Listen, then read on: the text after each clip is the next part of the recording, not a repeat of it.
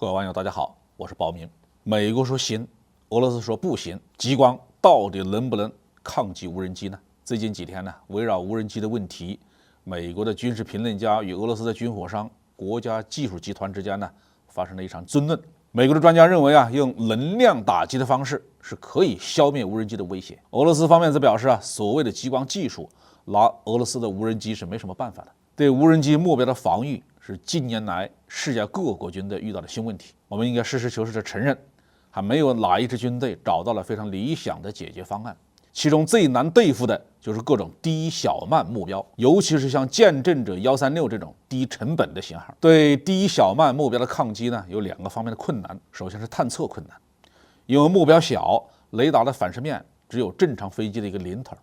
相当多的无人机是民用产品改造的，使用电池作为动力，几乎没有什么热信号。这些无人机最高只能飞到几百米，最低呢可以在几米的高度上飞行。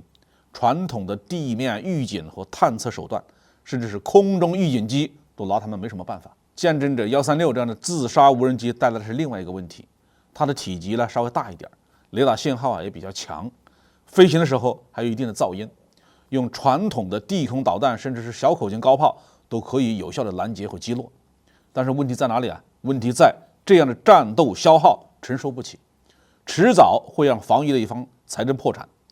见证者136的各种零部件，如果在电商网购上采购的话，加起来也就只要2万多美元，而一枚单兵防空导弹的价格无论如何也要好几万美元。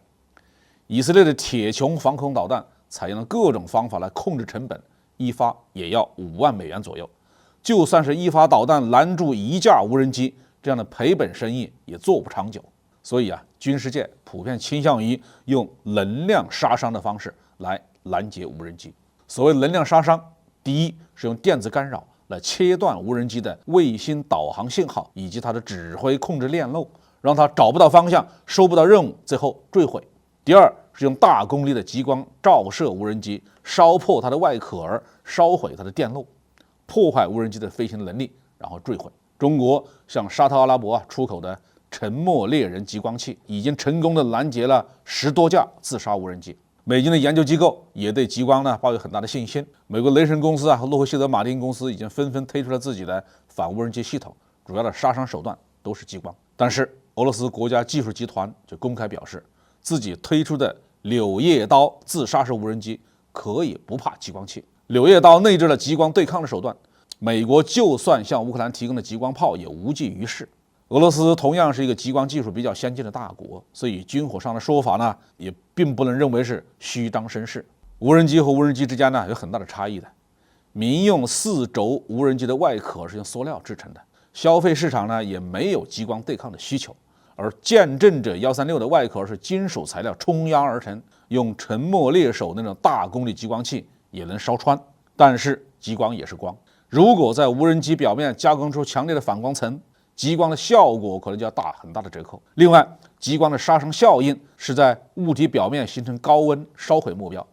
使用耐热的材料来制造壳体，比如说某些耐高温的碳纤维材料，那么激光的烧蚀效果就没那么好了。另外，激光和炮弹或者是导弹是不一样的，要瞄准一个目标，持续的照射一定的时间才能发挥杀伤效应。如果对方采用蜂群式的攻击方式，少量的激光炮也未必能够应付得过来。能不能部署大量的激光炮，那就要看防御方面的财力了。电子干扰对于自杀无人机也不见得能起到什么作用。像见证者136这样的型号所瞄准的是面积很大的固定目标，比如说发电厂、通信中心等等，把坐标输入导航用的计算机，发射以后就不需要对它再进行干预了。如果卫星导航信号被干扰切断了，它还可以靠惯性导航继续飞行，哪怕精度差一些，也能够起到杀伤作用。特别是当攻击方能够用几十枚、上百枚的规模进行密集攻击的时候，效果就更显著。所以在短期内，廉价的自杀式无人机的密集攻击是没有办法防御的，只能等待激光技术进一步的成熟，成本进一步的下降，